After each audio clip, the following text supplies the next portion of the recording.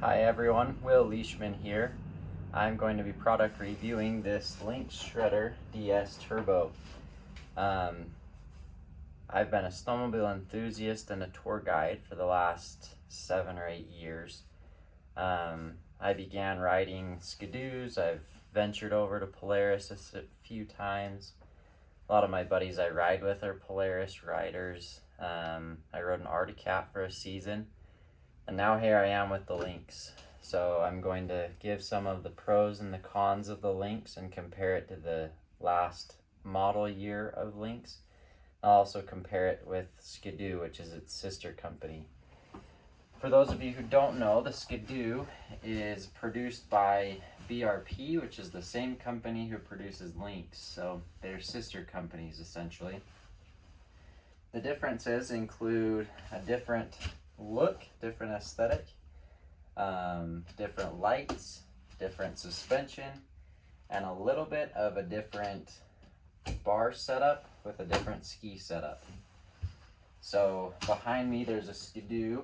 The difference here is the Ski-Doo has very narrow skis. These skis are really wide, which gives them an advantage in deep snow. It keeps them floating, and which also ties into the rear suspension. The rear suspension is very responsive and very reactive to get the skis out of the snow and in the air, which allows you to be more nimble, maneuverable, and have a lot more fun, while also not getting stuck as easily because you're able to maneuver around difficulties. The other difference with these machines is the motor. The motor on this machine is a totally different turbo than the previous model year. In 2020, they came out with the Lynx Boondocker. The Lynx Boondocker was what we call the Gen 4 chassis, which is a wider chassis. It's a little bit heavier and it has a little bit less power in the motor. This is the E-Tech Turbo R as compared to the E-Tech Turbo. This turbo has about 20 more horsepower and is very responsive. The turbo doesn't take a lot of time to spool up. It's very quick and very responsive. Disadvantages to the Lynx line is that you have to import them, which makes them more expensive. And another disadvantage that I've found is that they're not as controllable.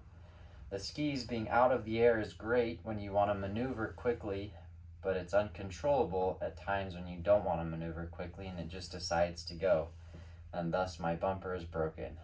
So that's a disadvantage that I've found, but overall I love this machine. I've rode it all season this year, and when it's time to upgrade I'll probably sell it and buy another one.